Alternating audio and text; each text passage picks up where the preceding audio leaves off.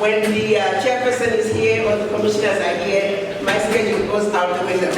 So initially I was supposed to be here around 5, then yesterday the commissioner said, I'm checking out of the hotel at 2 o'clock, you need to pick me up. And then I had to move it to 11 o'clock, and I was almost here when he said, oh, I'm leaving now, I'm checking out now, come get me. So I had to turn around and go back. So I'm with him the rest of the day. His plane doesn't leave until 11 o'clock p.m. I said, Commissioner, when I see that those wheels take off, I'm going to go home and have a drink. And I've had 2 of them this week. So, you know, I've been running around like a chicken without a head. One left on Wednesday. I can't wait for Commissioner Mchanga to leave today. However, I have to tell you, for those of you who missed out on the event that we had yesterday, I really have some amazing things to share with you about what Commissioner Mchanga is going to lead us into doing. Oh, my brother Tebabu was there, so he heard that conversation. But let me first of all thank all of you for doing what you do best, for bringing us together. Daniel, Sister Remy, my daughter Harriet, many other diaspora. I have my New Yorker brother, son here. He's been following me. He's very naughty, by the way. It's really, it's quite exciting to really, every time that we come together and we talk about our issues as African diaspora, this is what gives me the energy to keep going. Yesterday, we met with Commissioner Mchanga, and he gave us a complete overview, A to Z, about the African Continental Free Trade Area. Before I forget, Daniel, there is a document for his presentation that he presented. Okay. Everybody, you have a copy? Everybody must have a copy. Absolutely. You must read it, you must understand it, and the diaspora spoke yesterday. They raised the issues, but I'll tell you one issue that I raised, and to my surprise, or rather 2 issues, that he was so grateful and is ready to fight with us. I pointedly said, Commissioner, the African Union has defined the African diaspora as all people of African descent living outside Africa. We are talking about coming together as African diaspora and joining the Afro-champions to be the private sector that can drive the implementation of the African Continental Free Trade Area. That's all nice and good. That the heads of states have made big decisions like the African passport, of course the African Continental Free Trade Area, the single African air transport market, a decision that's going to allow the skies of African skies to open, so we don't have to go to Europe to come to another part of Africa. Diaspora must come and open airlines. They also approved the protocols for the free movement of people, the free movement of residents and establishment, that you should be able to go and live and work wherever you want in Africa.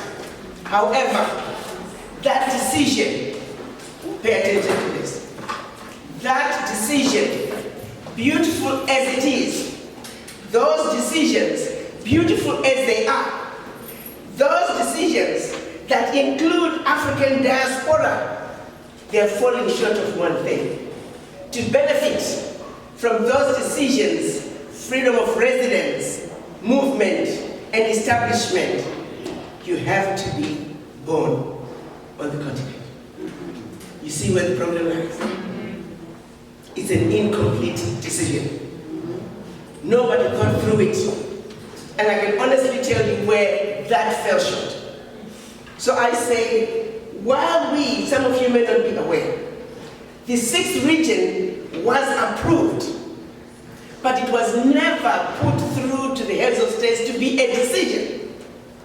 You see, we agree on something, and all the ministers agree that yes, it's a good thing to do. But to take it to the finish line, it has to be part of the decisions of the heads of states when they meet twice a year. So anything that we want discussed and we want an amen from all the heads of states, only one, either a commissioner or a president, puts it in on the table as an agenda item. On the average, the heads of states, when they meet twice a year, they're looking at an average of 150 to 200 decisions. So they work till 2, 3, 4 a.m. One decision after the other, one item after the other. The issue of the 6th region has not crossed that finish line. And I know that. Why has it not crossed the finish line? There hasn't been a representative group that say, we are the African diaspora. You get all these little groups of people that are claiming to be 6th region, it's not going to work. You're going to be getting a lot of emails from different people claiming to be 6th region. That's why you see I don't even talk about 6th region. Because there are so many people claiming. There's one big organization, I don't know how big they are. They've appointed their own prime minister and whatever. They appointed, you've seen some of you may have seen that email. The truth of the matter is, for a true representation of the diaspora, the following master plan. Representation from each region of Africa outside the continent. Representation from the African Americans, representation from the Caribbean, from Afro-Latinos. It has to be a true representation of the African diaspora as described by the African Union. So, what I put on the table was, we need to cross the finish line as the 6th region. We need the 6th region to be a decision that needs to be tabled to the African heads of states in the January-February summit of next year. While we are pushing that decision forward, as part of the request in the decision, is to also say, those issues that pertain to implementation of the African Continental Free Trade Area, anywhere where the diaspora are mentioned, it should automatically include descendants of former slaves. And that includes rights to citizenship. That it is my humble opinion that you don't have to worry about a DNA test. You are an African. You should be free to choose your country. So he is going to table that. Because we can't speak about African diaspora and then fall short of complete inclusion. Yeah. Descendants of slaves, we have a decision from the we are calling it R400. This was approved last January, where I need to make sure everybody gets that decision. The heads of state said this year is the year that the African Union is going to officially call on all children of former slaves, descendants of former slaves, officially accept them as Africans and that they must come home. That was approved. Something so monumental, it took us convincing one president.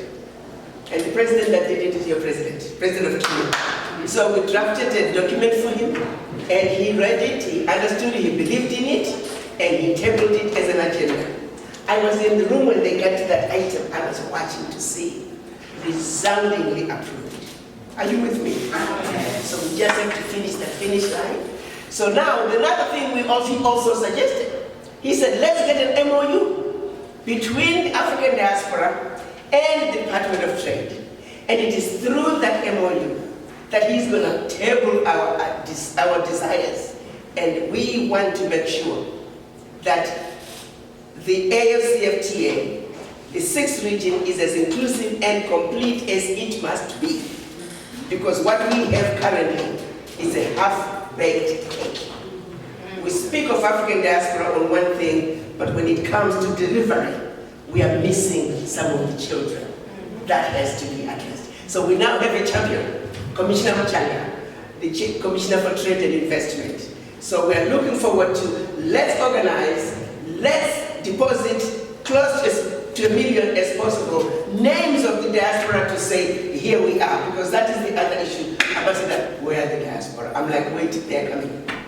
We only need our names so we can cross that finish line, so we can get that dual citizenship that we deserve, because the children of Africa must go back home, yes, complete, and we are not leaving anybody behind. Yeah. That's the good news that happened yesterday.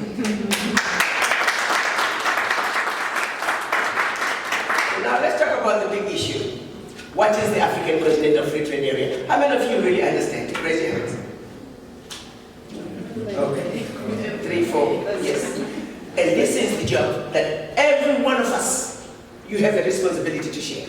So when you get this document, you just raise it, and I'm not sure who I'm going to give it to. Oh, Daniel, I need you to scan this and make sure and share it as widely as you need to. Absolutely. It is A to Z of the African Continental Free Trade Area. But let me tell you the story so you understand how monumental this is. And I always start with 700 years ago.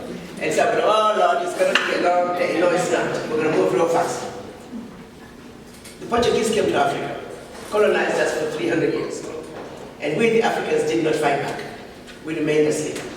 They were joined later by the other colonizers, the British, the French, the Belgians, the Germans, the Italians. And still, 400 years later, we're still sleeping, for a total of 700 years. 1963, our Pan-African fathers, realizing that Berlin Conference left us chopped up into the tiny little countries that we are today. Countries that were designed to see to it that we will never succeed. That even when we should succeed on our own as little countries, like we always do as Africans, we are survivors. We are easy to destabilize. No question about it. We were put in this position that we are in by design and intentionally. Yes. There is a strategy to see to it that black people across the globe will never quite make it. While we may have received our political independence in Africa, while the slaves may have been given freedom, the one thing that was denied to black people across the globe is economic independence. Yes. Systems were put in place to see to it that no matter how hard we work, we will never survive. The 40 acres and a mule would have been a good start for the slaves, but even that was denied. Because they knew, you give the slaves 40 acres and a mule, they will make something out of it. And in Africa, we got these policies that were put in place, treaties that we were forced to sign, the monies, the endless payments to World Bank that will never see an end to it. The debt to World Bank and the Bretton Woods institutions is long paid up. African countries should not have to be paying these frivolous loans that go back to colonization. But it is all by design. To see to it that they, while they get fat, they're benefiting and reaping our continent. You heard the speech that was given by President of Ghana to the United Nations. He challenged and ordered the West to stop raping Africa, and that is the word he used. I think somebody, any of you who heard that speech, Daniel shared it with everybody. When IMF wrote a report that, well, maybe the African leaders should slow down on the implementation of the African Continental Free Trade Area, some of you may have seen that article. President Kagame got up and he spoke. He did not mince his words. He said, African leaders, proceed with the implementation of the African Continental Free Trade Area. Ignore the IMF. And that's the truth. Because we are done with being used. We are done believing lies. We are done being told we are the inferior race. No, I beg your pardon. We are the origin of humanity as we know it. And to you black women, I say, without the black woman, there would not be any other races. And I'm just speaking simple genetics. I'm not making this up. So why would anybody try to tell us that we are inferior? No, by all means, we are not. Yes.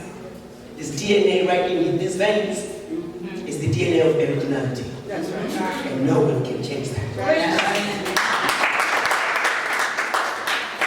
it is high time that we understand what our value is. It is high time that we realize that we and only we can take Africa to a rightful place. It is only we, the children of Africa, who can say, no more shall we continue to be colonized. No more shall we continue to be looked at as the diseased and dying continent. No more shall we continue to be raped in broad daylight. Because we know better. We know better. And the only thing that's keeping us from doing what we need to do is the shackles of the mind. Yes. Too many of us do not believe in ourselves, let alone each other. How dumb do we have to be? How bad do things have to be before we can wake up and say, it's not about me, it's about my children, grandchildren, and generations to come? How bad do things have to be?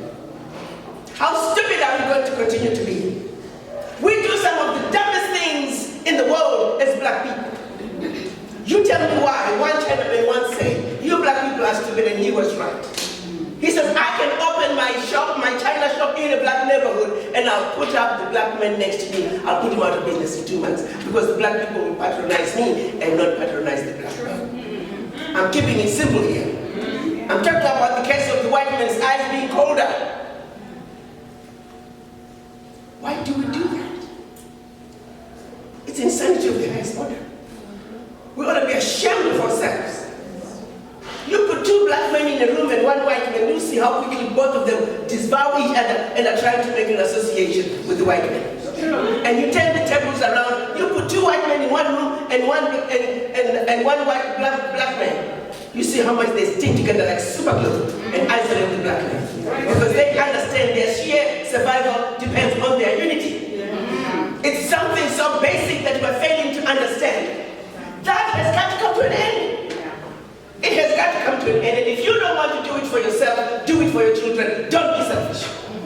If we do not fix the circumstances of black people in this world on earth today, we are leaving our children to thousands more years of nothing but servitude. Are you willing to do that? I think not.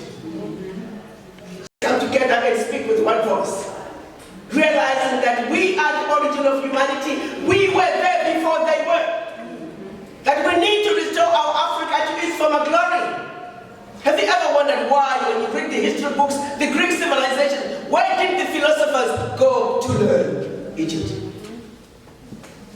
Before the Roman Empire, we had the pyramids, the Zimbabwe ruins, 2,500 years earlier. The English language is based on the Yoruba language. Know your history. Why did they steal from Africa what they stole? You don't steal what you have. They stole because they didn't have it. That's right.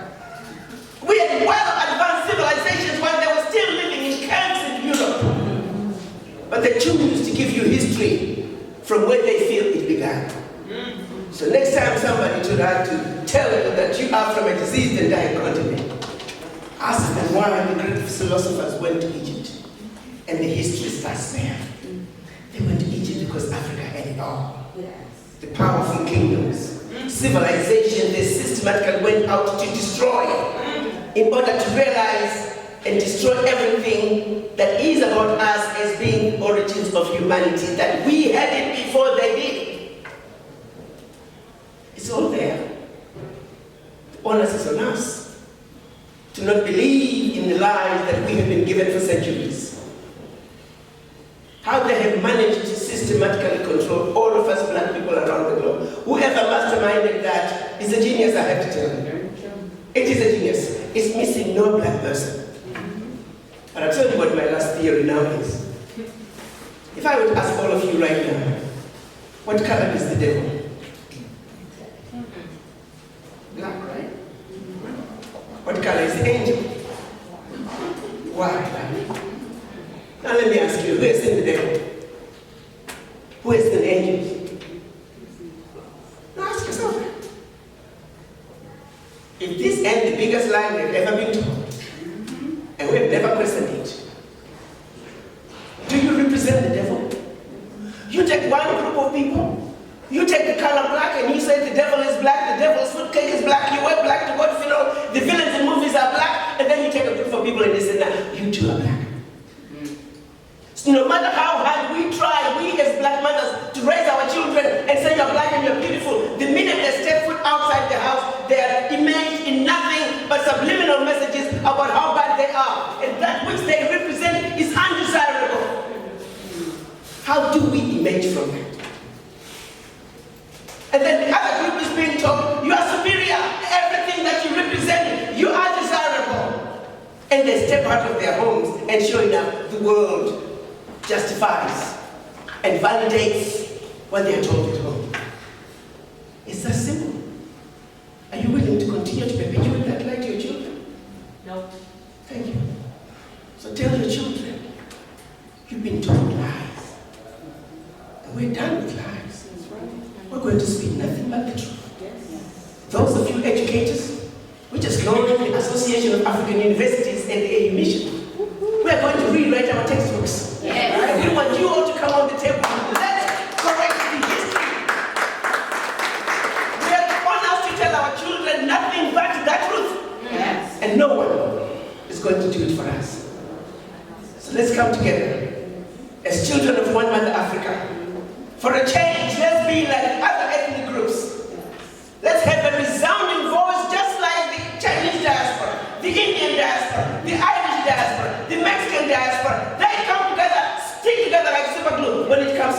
pertaining to their countries of origin. Let's join that club and let them know we, the beautiful, intelligent, sophisticated, highly adaptable, and totally indestructible children of one mother Africa, we are going to join hands in unison and give them the best melody the world has ever heard as we waltz our way across the Atlantic back to the motherland. We can do this. I thank you.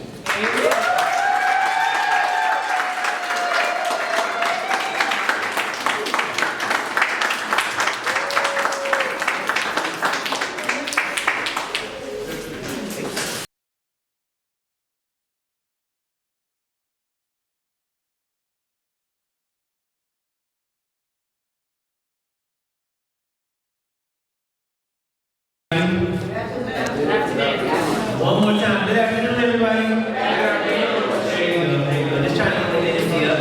My name is Sam Sarabel. I'm the founder of Monster Labs. We're an advisory based in downtown Silver Spring that works with early stage, for-profit, non-profit, and creative entrepreneurs. Been around here for 5.5 years. Also one of the founding private sector partners of AFDES for the last 3 years. So excited to be here. Thank you. Good afternoon, my name is I work with Deloitte. I am a specialist master there, and my focus is in cloud architecture. I'm very good at it, and I look forward to hearing what the good folks have to say.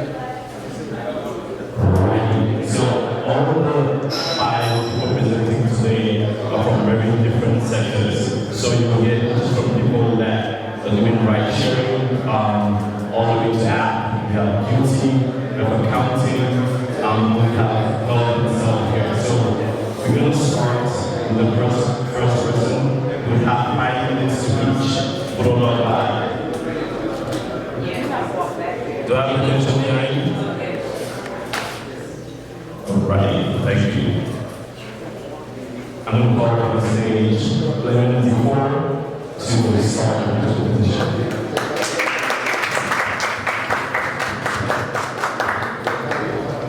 Thank you everybody for being here today.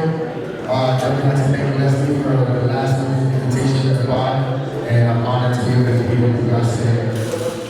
So today I'm going to talk to you guys about my company, Diaspora. And just the first 2 questions I want to make this engaging, because I know some people have been here since 7 years. Who here doesn't own a car? Anybody can don't own a car? Okay, so Leslie, you have 2 people. So for those 2 people, anyone in DC, or why don't you own cars? I'm from New York. Oh, exactly. So you live in DC. I live close to work. Okay, so you live close to work. So the exact reason why you see pretty much under 10%, everybody has a car for most of them. But that's actually a very big problem for the rest of the world, for people not living in big cities like New York or DC. Because in Africa especially, we'll all see my own country Cameroon, less than 17% of people own a car. Right? And that's a very big problem. And globally around Africa, more than 70% of people own a vehicle. So what that causes is, in the case of my country, Cameroon, people spend 50% of their salary on transportation just to work and back home.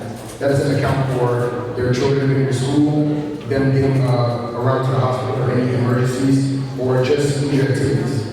So as you can see, that's a very big concern. So what my company is doing, and we have a very big interest in our renewable energy. So if anybody wants to check outside, right around front there, we have a Tesla vehicle for you guys. Those are interested to learn more about that, we can discuss that.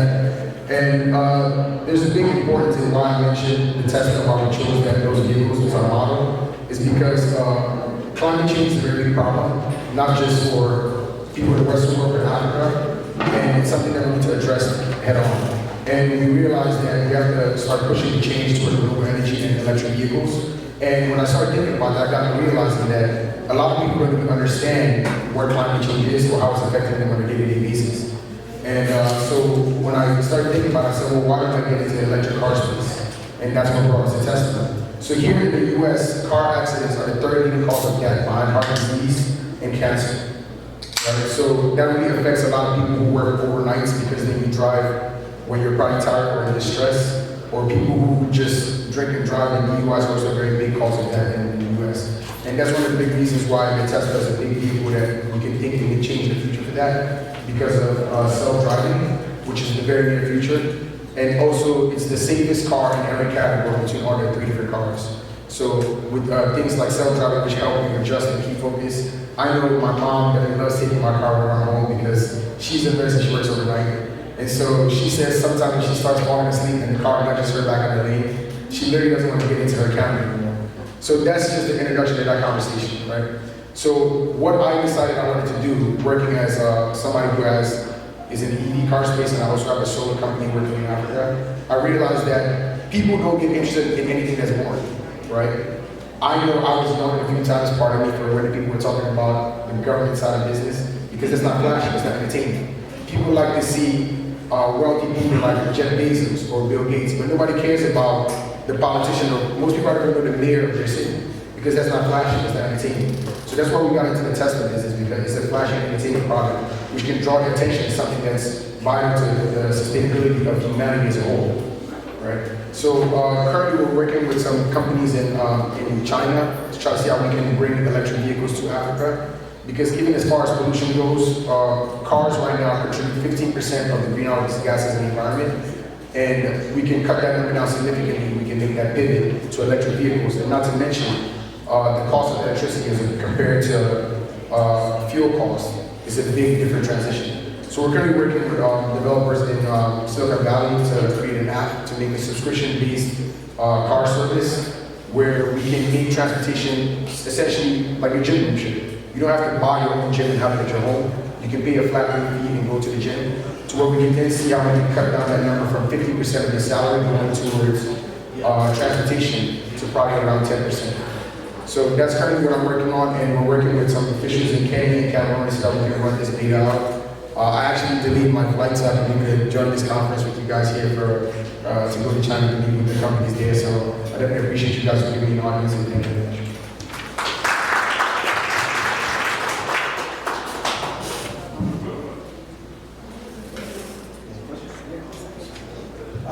So I guess my first question would be, what are some of the challenges, what have been the challenge, especially when it comes to using electricity, especially in places where there might not be the available infrastructure?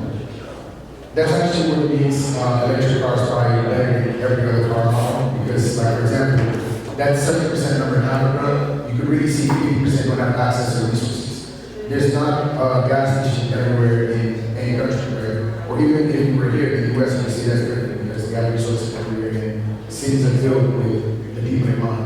But you might see some villages in my country or any country in Africa and there's no gas station. Whereas with electric vehicles, we're going to need swappable batteries to where that essentially works as a generator also. So you can power your home with your battery and then power your car at the same time. So we're focusing on vertical integration from solar, so you can collect energy, charge your batteries at home, leave one to power your house, and use another one to power your car or motorcycle. Well, aid in the success of prevention. So it comes down to the same problem I think I mentioned when we were talking to our ambassador. It really comes down to the right funding.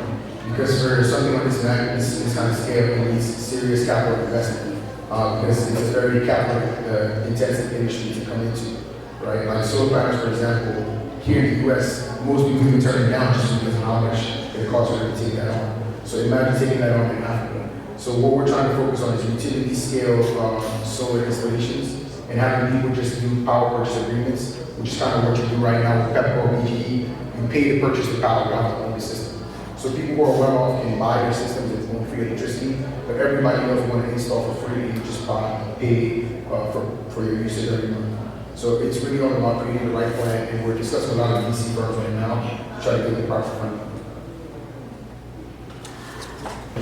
My name is Chihombori-Quao. I am the founder of Account Guru. Account Guru is an app that's going to help everybody who wants to be self-accountable, who wants to have like financial intelligence. If you want to be able to account for whatever your finance is at any point in time, then you should download and use this app.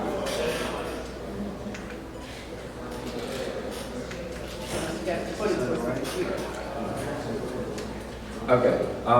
This account is the application is going to be a cloud-based accounting software. You don't have to do much to use it. In order to use this app, all you need to do is just download it, put in your information, put in your bank information, not your social security or anything. The information you need to put on this app platform is just your public information that is available to anybody. Once you put it there, it's going to pull all your bank information together, and then it's going to present your statement to you. So, what exactly is the problem? The problem is that a lot of people, after working for, say, a month, or if you're being paid bi-weekly, a lot of people still don't know how their money is being spent or how their salary at the end of every month will disappear. I was talking to a friend of mine a couple of weeks ago. He just got a new job, and 2 weeks after I was being paid, he was like, "Oh my God, I'm in trouble." I'm like, "What's it?"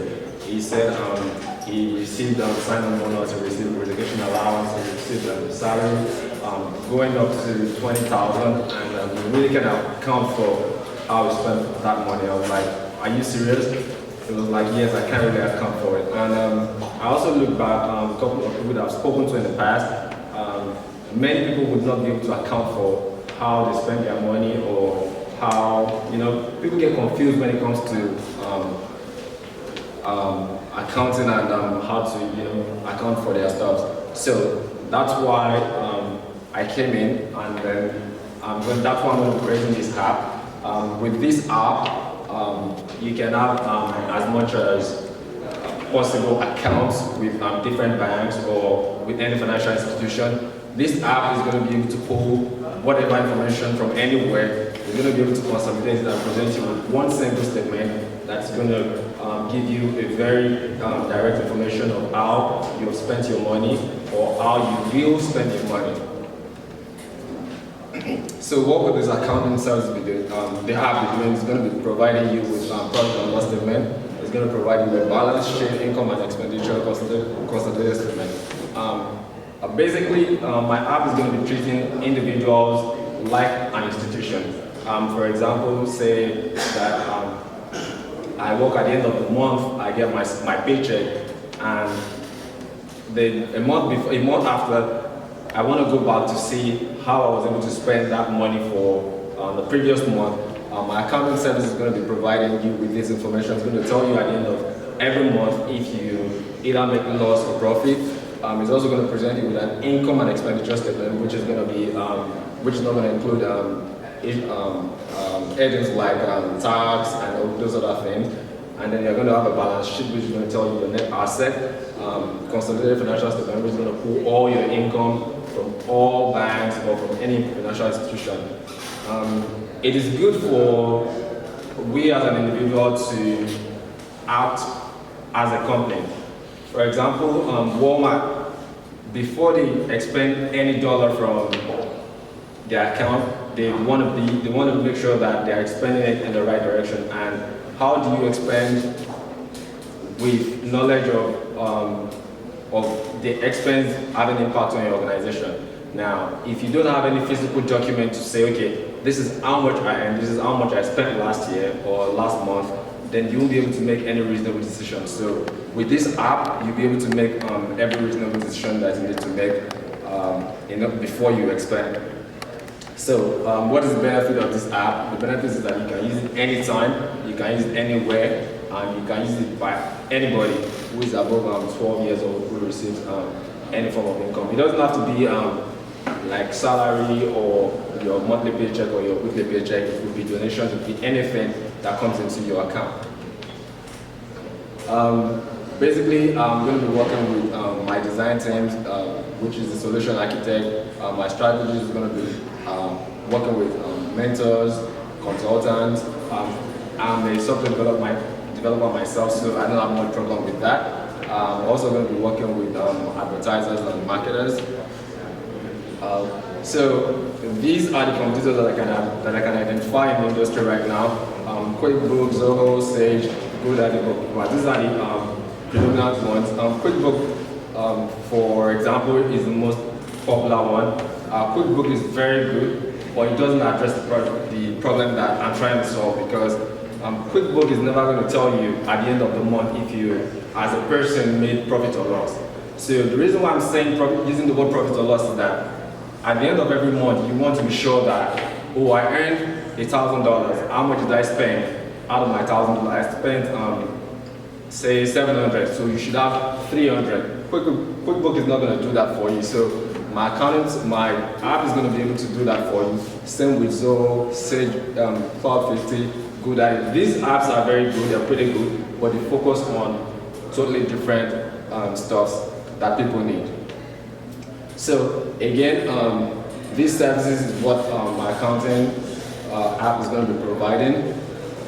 But the catch here is the workflow. So before I came up with this application, I had the idea, which is I spoke to a couple of my friends who had the same issues, and they were like, oh, they don't know how to resolve this issue. So I did my research, and then I went into a group with some couple of friends. We did analysis, I came up with ideas, we had discussion. Right now I'm at the design stage. I already have like the virtual design in my head. I'm thinking about it right now. I'm going to come up with it pretty soon. So, but the catch with my application is this. Now, I don't know of any accounting app that has these 4 features that I'm going to be presenting in my app. The GPS positioning for income is that with this kind of feature, you can actually sort your information based on GPS location. For example, if you were in Seattle and you made an expense or you received money in Seattle, if at the end of the month or at the end of the year you're trying to come up with how did I spend my money, you can actually filter based on GPS location. You can also share your location on Facebook, because we're going to be incorporating this app with social media, any social media platform. You can tag your location, and then you can also sort by location. So this app is the future for accountability, and the future is in your hands. Thank you. About security, what have you put in place in terms of security feature, and also the risk of sharing locations and linking it to social media and others? What are you going to be doing to, if people say they want to invest in that, how would you make someone feel safe in terms of safety of their information, safety of their location? You know, what are some of the measures you've done to protect that? Okay, thank you for that question. Talking about security features, the app is going to be interacting with your bank, for example. At the back end, the app is going to be making API calls. So just like Cash App doesn't go in directly to your bank to pick your information. Like Cash App doesn't know how much you have in your bank. So that's exactly the model we're going to be using. They're going to be making API calls on any institution that's interacting with. So it's going to be putting those information. So at our own site, we're going to have access to your information. So everything that is being put into the app is going to be encrypted. We're going to be using the most recent encryption standard. That's what we're going to be using. And then for the location, you're just only sharing location and this location is not going to be public. It's not going to be a public. It's not going to be in the public domain. So you can either choose to, either you want to share or you don't want to share. Everyone, thanks so much for this opportunity to pitch, and this is a beautiful event. My name is Ivan Genger. I'm from Cameroon. I'm a marketer by profession, a trainer as well. I've been doing marketing for more than 15 years now, and I have Ivan Consulting and Training, which is the company that I manage and that I own. So under Ivan Consulting and Training, I've been able to create this mobile app. It's called iWing Marketplace. So the app is to help small business owners to effectively market themselves and to increase their visibility. But before I dive into that, I would like to tell you guys what, drives me to do what I'm doing. So being opportune to be able to travel around the world, I mean, I've lived in Asia and different parts of Africa, like in Kenya. I may fall in love with the way people try to, fight life. When I use the word fight life, because life is a struggle, it's a hustle. So like, if you go to Thailand or to Laos, Lampaba, or you come to New York, it's all a struggle. People are trying to, get up and do something, to get a livelihood from themselves. So, but there's always the difficulties when it comes to, knowledge on how to go about it. So there are lots of people who are very good creators, but they don't have the marketing skills. But they're good at what they do. I mean, be it tailoring or painting or catering and stuff like that. So with everything going on globally, take for example, like a lot of Africans, young Africans, they're graduating from school and there are no jobs. I speak to a lot of them, I mentor them, I mean online. I help them try to, understand how to, market themselves. So all that said, I am trying to help the situation. This is a movement, it's not just a business, it's a social change that I'm trying to implement. Because like you see what is happening in Libya, like so many young people, they have money, it's not like they're poor. They save up their money and then, they're trying to cross over to Europe. Some crossing over through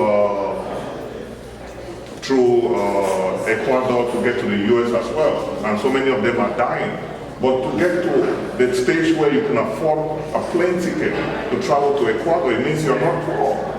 It means if you're mentored the right way, you'll be able to make it. And that is what is lacking at the moment. There are lots of people back there at home and even here in the US who got here, but they lack mentorship. So they don't even know where to start and what to do. So I believe Island Marketplace is my own way, and everybody who is interested in joining me to help to at least change life, you can download the application. It's already in the Play Store, or on iOS, Apple, app. So I'll go into my presentation right now. So let me see.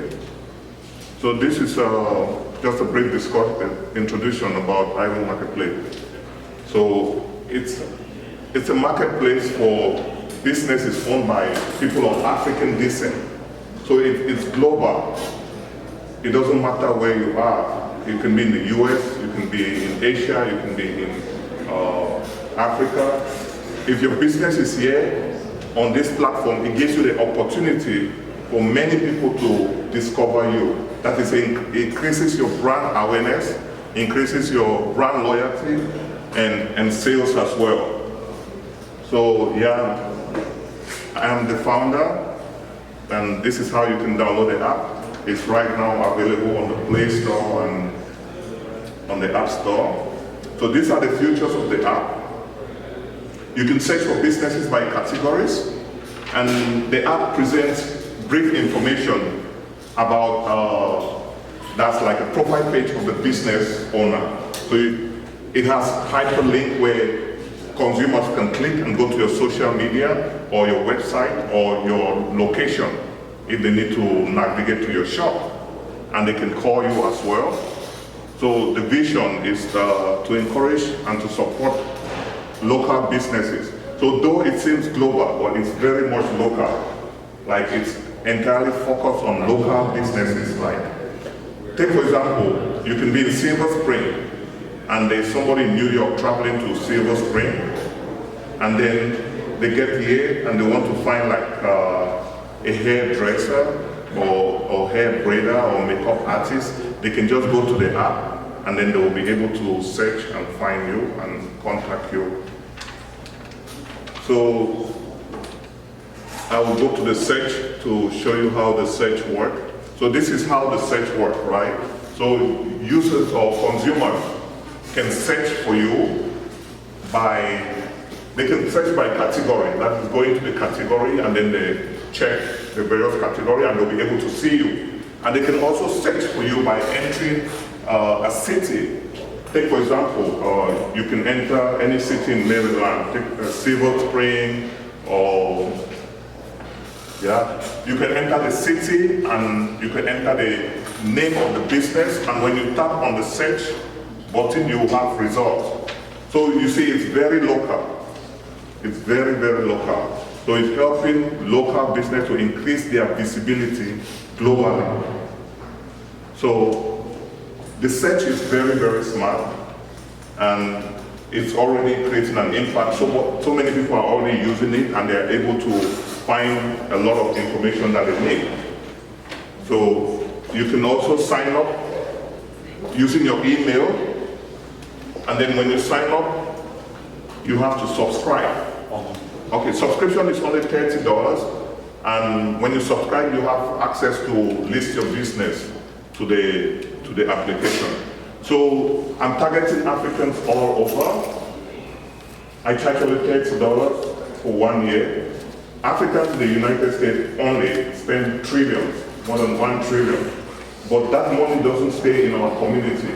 It goes out quickly. So this is to help the money to stay in our community. So if you need like a handyman or somebody to do remodeling, you can easily find somebody of an African descent who can, help you.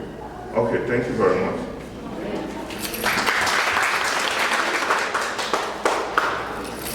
Thank you so much. So my first question will be great presentation, Leslie. My first question will be, what makes your app different from the Google search and from Yelp? So when you go to Yelp and you can do similar search words, African and hair salon, things like that. What makes it different, and how can what makes it different in terms of these are free searches and you are charging? That's a very good question. I get that question a lot. Some people even come to me and say, but Google is doing the same thing, why do we not Google? You know what I mean? So I'm targeting small businesses, and I'm global, So like, take for example, Cameroon, where I'm from. There are lots of people who don't even have email. You know what I mean? So they don't even have a chance to compete with other small businesses, not to talk of large corporations. So those are the people I'm targeting. If you go to Google, you search on them, you'll never find them. You go to Yelp, you search on them, you'll never find them. You go anywhere, you search on them. Probably you'll see some of them. Also in marketing, right? You, as a company, you need to design a marketing strategy for your business, and you look for what works for you. Where are your customers? That's what you should be thinking. A lot of Africans, they come to my page because it has an article section where I used to drive traffic to my website and the mobile application. So they come there for information, and they look for businesses as well. So I'm focusing on a niche, and if you're targeting that niche, your business should be here. And then also, this is to everybody. If you're doing business, you want to make profit. So whatever you're doing, you have to put yourself out there so that people know what you're doing. I mean, if you're baking cake and you're the best person in Maryland to bake cake, if people don't know about you, nobody's going to ever call you or buy from you. So this is just another avenue that you can leverage in order to get yourself out. Thank you very much. My name is Michael Ababo. I'm from Ghana. I'm here to talk to you about extended use. A little bit about my background. I'm a PhD student studying computer science in my first year. I love to teach, so anytime I have a wonderful idea, I like to share with people. But I realize that anytime I'm trying to write on the board, the marker is dried up. So we all know the Expo marker, Sharpie marker. Anytime I take it from the office, it's dried up. So I go to 2 or 3 or 4. And that's frustration for me. So this company was born out of frustration. I was very, very, very, very frustrated. So I said, okay, how do I solve this problem? Because think about it, professors, we have, at Louis State University, we have professors that teach for 16 weeks. They teach 3 times a week. So in case they forget to close a market a day, that's 3 days a week, right? They spend 3 markets in the week, times 60, that's 48. So a semester, they waste 48 markets. That's just by forgetting to close the tip of it. So in a year, that's 150 markets wasted, just by forgetting. So I said, how do I solve this problem? 400 million markets are thrown away each year in the United States. That's a lot. And think about the way it affects the environment. It's not biodegradable, it's made from resin. So it's a big frustration for me and a lot of people. So this, like I said, this idea came out of frustration. So I came up with a marker that when you touch the surface, protrudes. And then you can write with it. And then when you lift it up the writing face, the writing surface, it closes. Why? Because I realized that the option or the burden of closing the marker exists with the professor or whoever is using the marker. If I'm able to take that burden and put it on the marker, then you don't have to think about closing it. What is marker made of? Marker is made of resin and alcohol. So my idea is just protecting the airflow so that no air will go to the marker and it will keep it from drying up. We talked to a lot of customers. Some of my customers were professors, churches, businesses, anywhere you can find a marker. I spoke to them and everybody was with the idea. I think I got like 83% of people who were interested in buying the marker. And of course, my marker is going to be a little bit more expensive. We estimated 20 to 30% above the ordinary marker. If a marker is $1, my marker will be like $1.20 or $1.30, which I think will save a lot of money.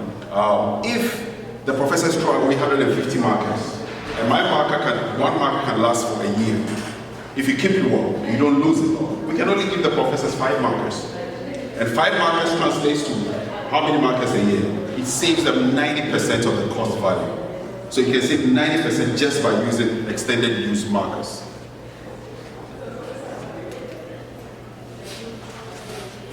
So I believe that this marker will go a long way to help people. Thinking about African countries, some of the African countries spend like $1 a day. They live on less than $1 a day. So can you imagine what this can help? The little kid sitting under the tree, you know, who has just chalks or who can afford the marker. This marker can go a long way, like a year, to save money. Did I pivot along the way? Yes, I did. And why did I pivot? Because I was thinking, if I create this marker, Expo, Sharpie, and the rest might come knocking at the door. But I don't have the money to go into developing a new marker. So I came up with 2 options. The first option is to develop the retractable marker, and the second option is the casing. So the casing is the concept where all the markers that you buy, you just open up my case and drop it in, and then it does the same thing. The tip protrudes, it retracts when you touch the surface, and it closes when you lift it up. So that way, the burden is not on you to always remember to put it back. Currently, my design is with University of Maryland, prototyping lab. They're coming up with a prototype for me, so I'm thinking maybe in a month or 2, it should be out. The prototype should be out. So what am I looking for? I'm looking for mentors, I'm looking for investors, and anybody who can let us take this to market. Because it may surprise you. It will surprise you that maybe it is intentional that Sharpie and Expo, they made it so that you can always forget this. If professors are buying 150 markers a year, maybe it's intentional. I don't know, but my plan is to manufacture this marker so I can cause traction in the market, so that Sharpie and Expo will come and buy my marker. And 2 things they can do: either develop it or they'll shelf it or they'll keep it. Thank you very much.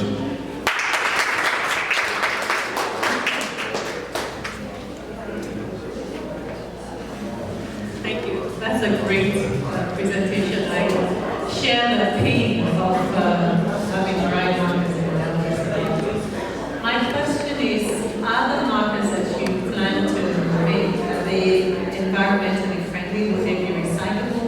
Are you planning on maybe looking at other resources that are recyclable to use them so that they're environmentally friendly? Right, so I researched into looking at a material which I think the engineering department at University of Maryland told me about. It's organic-based material, but it has electrolytes. So like if you hold it bends, and it can transmit electricity by itself, but it was so expensive. So that was outside of the question. But then the value that I bring is that if you can use 150 markers a year, and I can give you just 10, I'm reducing the effect on the environment, I'm cutting it down. So that's what I have right now. Before I announce the winner and President Nancy, I just want to thank you all for coming today and participating in this award for this year in Africa Today.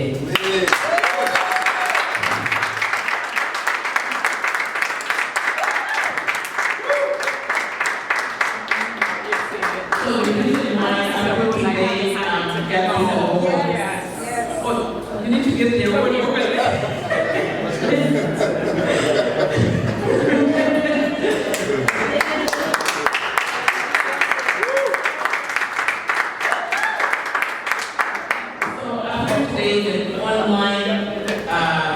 TV platform. They stream online on 4 different platforms, and the reason why they're getting this award is because all the platforms that the creation of this Africa Today, the software, the vision on how to stream on 4 different platforms at the same time was created by Alan. He is a software engineer by training, and his enterprise, if you see the whole system, I can't even do it justice by explaining, so I'll let him speak the techie stuff that I don't understand, but it has connected people in Africa with people here. He has the ability to where they can do multi-way streaming and interview people in Africa. It's very interesting. I'll let him speak, but we decided to honor him today because he works hard on this. He's one of our own. We need to recognize our own, and he does a lot of volunteering. He covers stuff for free. He has multiple thousands of dollars of equipment that he just uses it for community and free stuff. So this is stuff that we really need to recognize.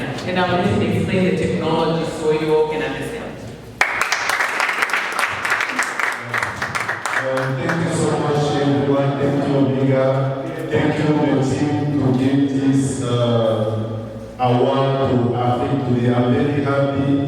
And just I would like to explain you a little bit what is Africa Today, because a lot of people do not understand. We are online web TV. A lot of TV now using the satellite. We don't use the satellite. We're using the existing technology. I'm using the technology called API technology. What that means, when Africa Today is live, we are live every Sunday from 3 to 6 because we don't have a lot of volunteers. I almost do everything by myself. We have a powerful equipment who can help us go live anywhere in the world with multi-camera, like aerial TV. We can set up a multi-camera here and go live while the way right here.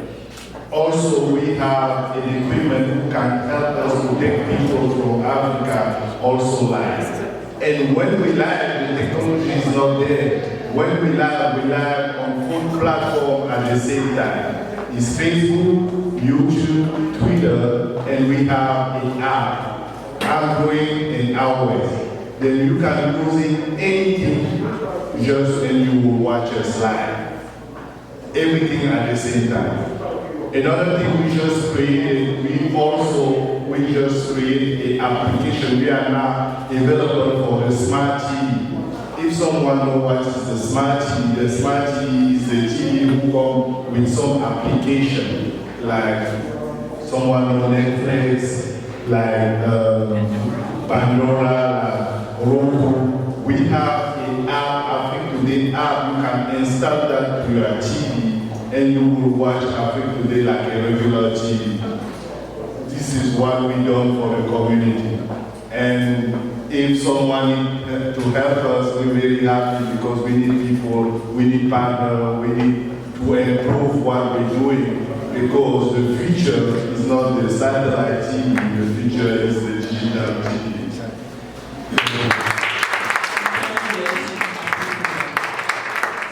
Please make sure you go and subscribe.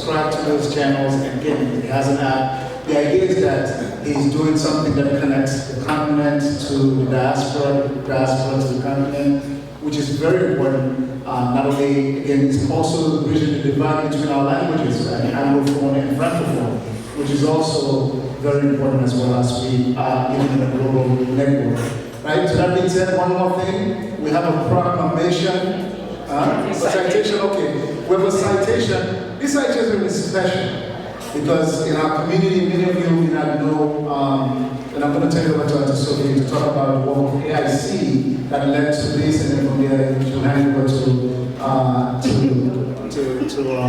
Arikana. The reason why it's good for bilingual people. So the AIC was an organization formed to help Africans in the diaspora get elected into office, because we knew that for us to really have a seat at the table, we needed to make sure that we have people at those seats, the policy seats. And so AIC, through its work, the previous election cycle, 2016? 14. So 2014, we did a big event here in Montgomery County where we have over 1,000 African community members engaged the gubernatorial candidates. And then 2016, what we did, we also worked and helped and recruited some candidates to run for office. And out of that, we had various successes, but we were also able to connect other Africans that have been elected into office throughout the nation. In Montgomery County, we were privileged to have the first Nigerian American elected to our county council, which is a big deal, right? And we also had Fatmata Barry also, who ran for office, which was also a big deal. And like Daniel Koroma, who also ran for office. And who else is running for office? Then Louis Barry was the first elected African in Montgomery County. So that being said, Councilmember Juando is not here today. He's actually at the Fatmata will tell us where he is. But put your hands together for Fatmata Barry.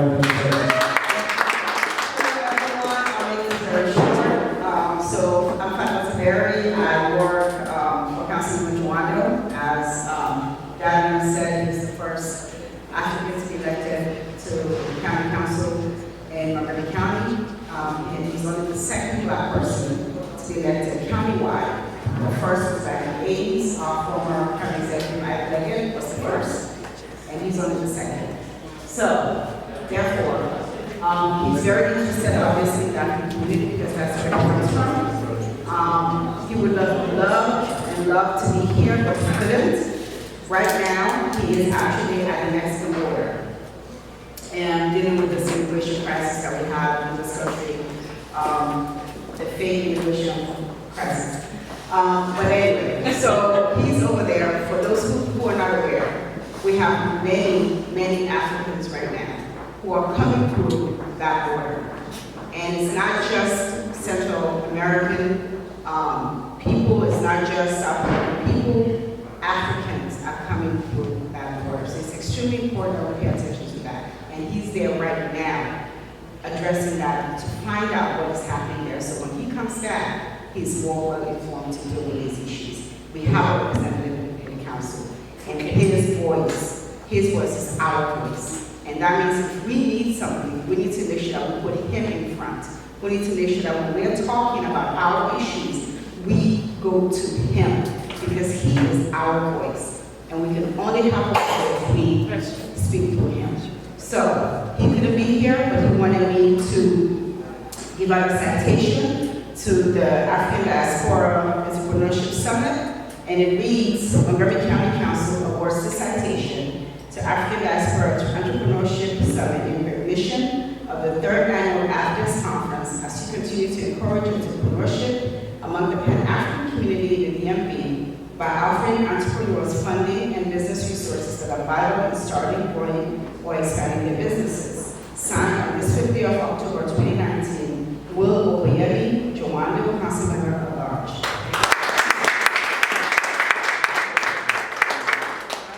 Can I get some pictures, please? She don't do her pictures. So Don't mess with the Don't mess with the picture.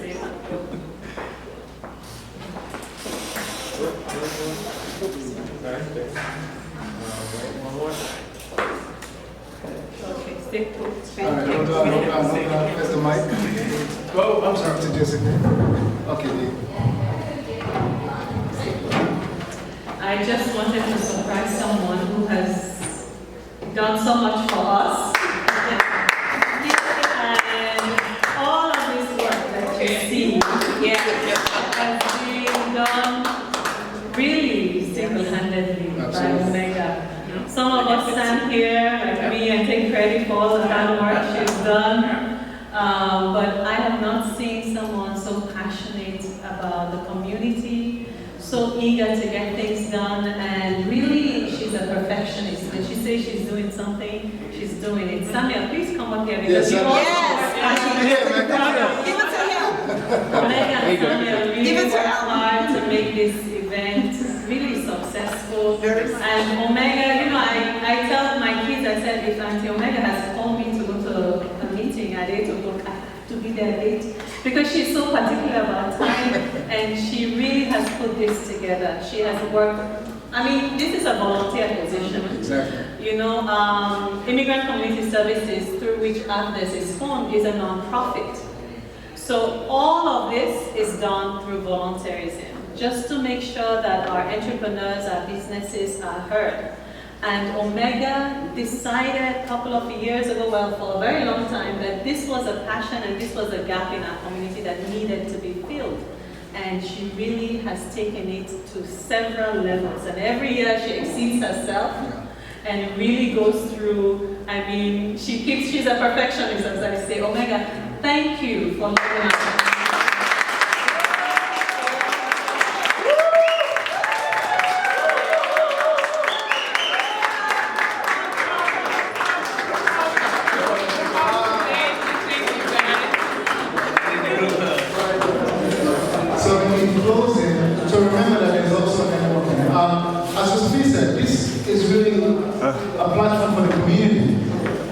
If you would like to be part of the planning of this, please reach out. We need you. Some of you who attended the event last year, I told you that when this all started, the community, it belongs to the community, it belongs to all of us. So if you feel like there was value in this, if you feel like this is something that should continue, please don't sit, you know, on that side. Come to this side. We want everyone to come to this side. So Omega is going to tell you exactly how you can engage for next year, because we're going to start planning immediately for next year. Thank you. Thank you, Daniel. So I know everybody has a smartphone here. You can pull out your smartphone, go to Facebook, and type in AFDES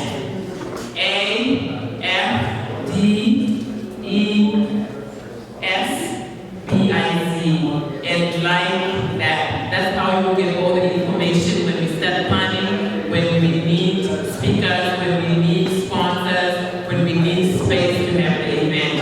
So before we go, I know we are running close to the end. I want to thank AFDES for hosting us today. Providing space to us so we could have you all. I want to thank all the volunteers, everybody in here. I want to thank all the attendees. So the vendors, we have some vendors in the back who need you to patronize them. Please make sure you buy something from them or get a card or create some traction for them. And then we have a lot of flyers on the information table. Various people here have different services. Make sure you get some flyers from the different people because you never know when you need assistance.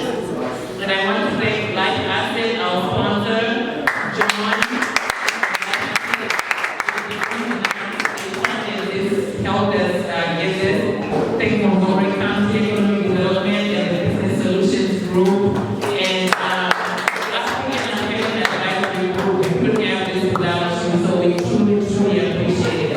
So the next thing we are doing now is we're going to go up to the penthouse where we're going to network for those who are available. So it's just so we can get the chance to talk to the people that we haven't been able to talk to. Oh, and I forgot, always say,